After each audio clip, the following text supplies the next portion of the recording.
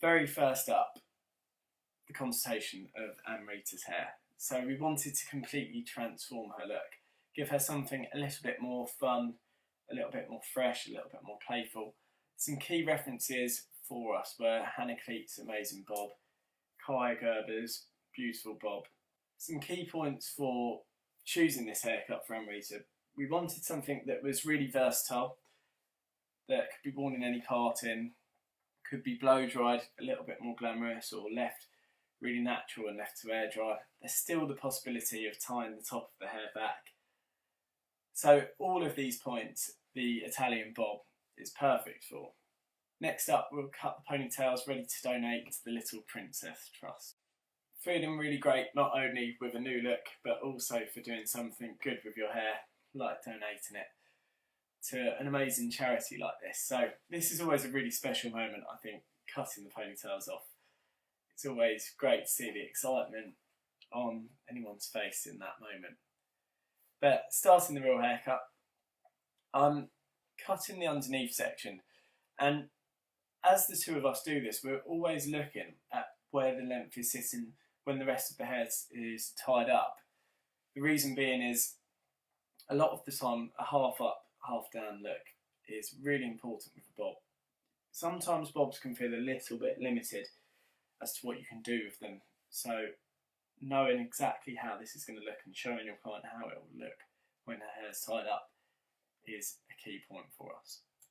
Decided to use a scissor for this haircut, and we pretty much always do when it comes to the Italian bob. We do want a heavier, chunkier end, and that doesn't mean that the hair is going to feel blunt and restricted. It just means it's got a slightly weightier outline, and the profile of the haircut is a little bit more clear. When you do have that heaviness, we think it's key. And whenever you look back at pictures from the 60s of these really incredible bobs, you'll notice that the outline is always super strong. So before we do anything with the shape, the first thing is to get the fundamentals right, which is that really strong, clean outline, and ensuring that the hair is cut to the perfect length. Once we've cut the length, now pulling the hair forward and losing the front corners. Once I've done that, shaking the hair, having a little look at the length, seeing how it's sitting, which I did actually think looked great in that last clip you saw, but with the fact in mind how quickly hair does grow, we just took the hair another ½ an inch shorter just to make it slightly more definite and it can still grow into that shape. Once we've done that, I'm now being a little bit more visual and just slicing into really small pieces of hair around the face. That's going to give a slightly wispier feel and encourage a little bit more movement when the hair's air dried. It's all pretty freehand and visual what I'm doing here. Just looking at how the hair's sitting, where there's any heaviness around the face, and just cutting into that. And as always playing with the hair and looking at how it's sitting. Once you've shaken the hair and you're happy with the length and how it's sitting, it comes to product application. So for Amrita's hair, I used a bit of Hair Story Lift and some Hair Story Undressed and just applied that to damp hair. And you can see already that emphasises the movement a little bit more, gives a bit more definition. So for the days you really don't want to do much, just apply a little bit of product and leave it to dry on its own. The beauty of this cut is its versatility. And if there are days you want it to be a little bit bigger or make a little bit more effort with your hair, this is a really good trick, the bun trick. Just pulling the hair upwards on slightly wetter hair and just twisting the hair really simply into buns. Once you've twisted the hair into buns, using the dryer to mould the hair into that shape. Continue leaving the heat on the hair until it's pretty much dry.